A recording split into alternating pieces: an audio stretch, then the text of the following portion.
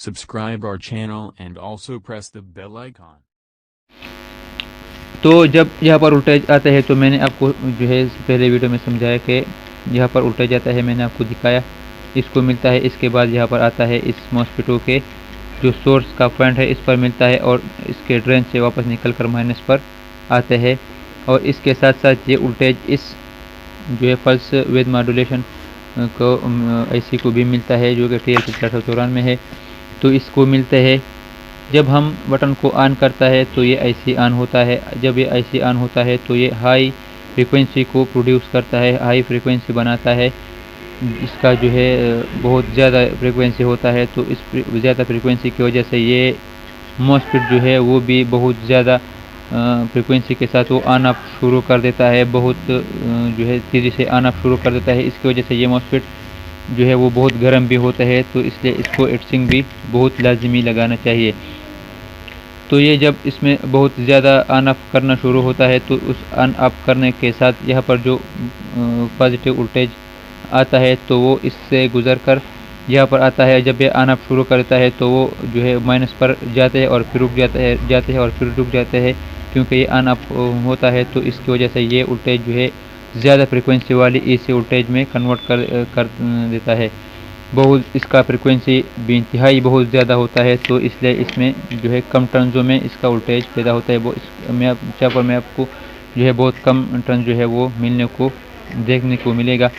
इसका वजह यह है कि इसमें यहाँ पर जो है फ्रीक्वेंसी बहुत ज़्यादा होता है, इसमें जो वोल्टेज पैदा होता है वो फ्रीक्वेंसी के थ्रू पैदा होता है।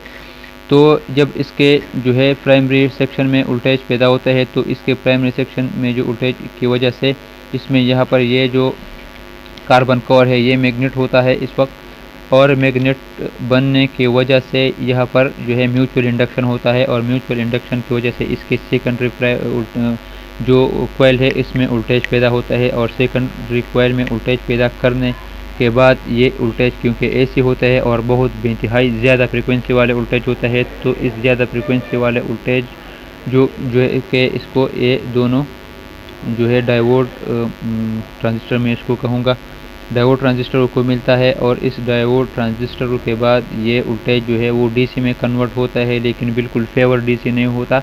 तो इसलिए इसको बिल्कुल फेवर डीसी में कन्वर्ट करने के लिए ये दो कैपेसिटर लगा होता है जो कि 400 वोल्ट है, क्योंकि ये वोल्टेज बहुत ज़्यादा होता है।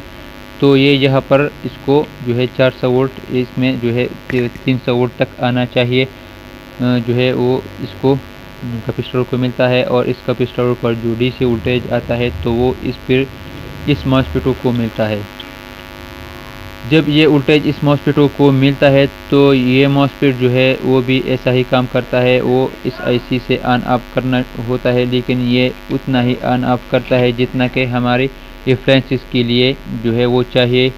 तो ये 50 हर्ट्ज़ में 50 हर्ट्ज़ जो है पर सेकंड को वो ऑन ऑफ होता है, और 50 हर्ट्ज़ का वोल्टेज हमें देता है। या बाज़ दफ़ा 60 जो है वो बाद ममालिक में 60 हर्ट्ज़ होता है, बाद ममालिक में जो 50 हर्ट्ज़ होता है। तो हमारे पाकिस्तान में 50 हर्ट्ज़ है फ्रीक्वेंसी है। हर्ट्ज़ का मतलब ये है कि पर सेकंड ऑन ऑफ जो है जो होता है वोल्टेज उसको हर्ट्ज़ कहते हैं। तो ये यहाँ पर जो है 50 हर्ट्ज़ में ये आईसी जो है वो 50 हर्ट्ज़ जो देता है, और ये मॉस्फेट जो है वो 50 हर्ट्ज़ के पर सेकंड 50 बार जो है वो ऑन ऑफ करता है और हमें वोल्टेज देता है। जो यहाँ पर डीसी वोल्टेज आता है तो इसको 12 वोल्ट 220 वोल्ट में कन्वर्ट करके हमें देता है। तो इसका हर्ट्ज़ जो है वो इस आईसी के फीडबैक से कंट्रोल होता है। तो इस आईसी के जो का फीडबैक है वो ये वाला पिन है, ये नंबर 2 पिन है। तो इसके फीडबैक इसको अगर ज़्यादा मिले तो ये हर्ट्ज़ को कम कर देगा, और इसको अगर फीडबैक कम मिले तो ये हर्ट्ज़ को ज़्यादा देगा।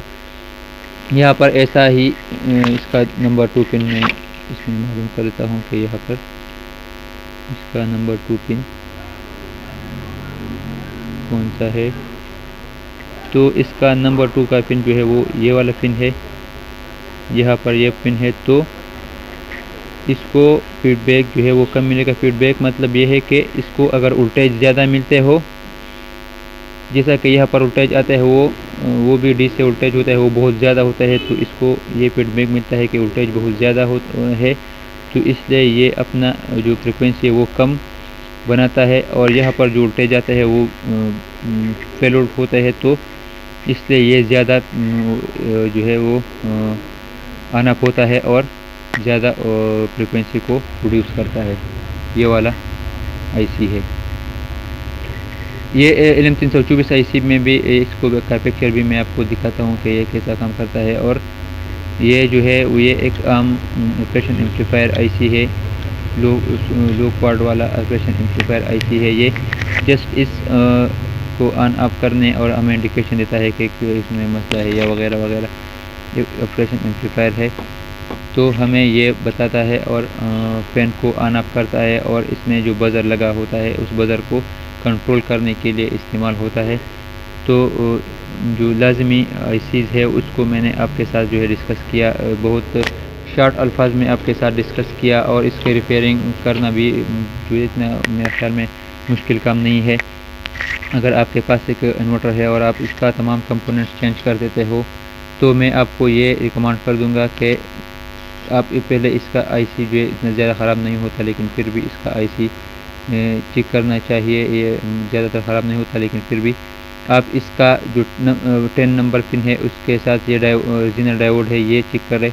इसके साथ साथ ये जो डायोड है जेनर डायोड है इसको चेक करें। ये बाज़ दफ़ा ये स्टार्ट होने की वजह से ये मॉस्फेट जो है वो स्टार्ट नहीं होते और IC भी स्टार्ट नहीं होता, तो इसको चेक करें। ये मैंने पहले भी आपको बताया कि आम ट्रांजिस्टर नहीं है, ये जेनर डायोड है, इसको चेक करें। ये इस डायोड को चेक करना चाहिए। ये जो है 10 ओहम का रजिस्टर है उसको भी गेट के साथ चेक करें। गेट से यहाँ पर जो आप मल्टीमीटर से चेक करें कि कितना वैल्यू आता है। बज़र मोड पर आप उसको चेक करें, इसका कंटिन्यूटी चेक करें, तो इंशाल्लाह आपका मसला जो है हल जाएगा। तो ये था दोस्तों आज का वीडियो। अगली वीडियो में इंशाल्लाह मिलते हैं और अपना ख्याल रखें। अल्लाह।